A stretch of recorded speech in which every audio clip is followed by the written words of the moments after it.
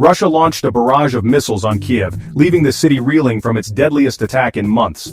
The strikes claimed the lives of at least 12 people and left over 100 injured. This devastating assault marks a grim escalation in the ongoing conflict. Former U.S. President Donald Trump, known for his unconventional approach to foreign policy, responded to the attacks with a direct plea to Russian President Vladimir Putin. Vladimir, stop. This straightforward message reflects Trump's desire to see an end to the violence that has gripped the region for over a year. Trump's statement comes as international condemnation mounts against Russia's actions. World leaders have denounced the attacks on Kyiv, calling for a de-escalation of the conflict. The strikes have also sparked renewed calls for increased military aid to Ukraine. Despite the escalating tensions, Trump has maintained that he is close to brokering a peace deal between Russia and Ukraine. This claim has been met with skepticism from some quarters, given the complexities of the conflict and the deep mistrust between the warring parties. Throughout the conflict, Trump has maintained a stance of neutrality, refusing to pledge allegiance to either Russia or Ukraine.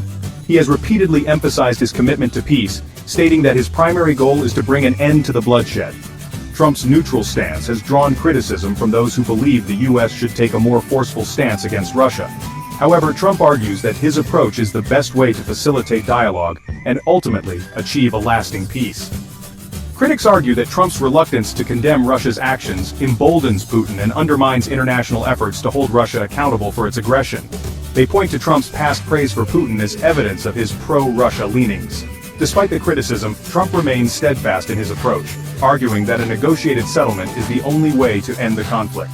He has called on both sides to make concessions and work towards a peaceful resolution. Ukrainian President Volodymyr Zelensky has called on the international community to exert greater pressure on Russia, urging the U.S. to take a more active role in ending the conflict. He argues that stronger sanctions and increased military support for Ukraine are essential to deter further Russian aggression.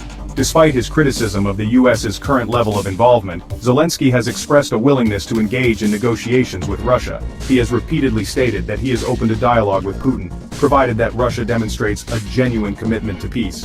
Zelensky's willingness to negotiate comes amidst growing pressure from some Western allies who are keen to see an end to the conflict, even if it means Ukraine making concessions.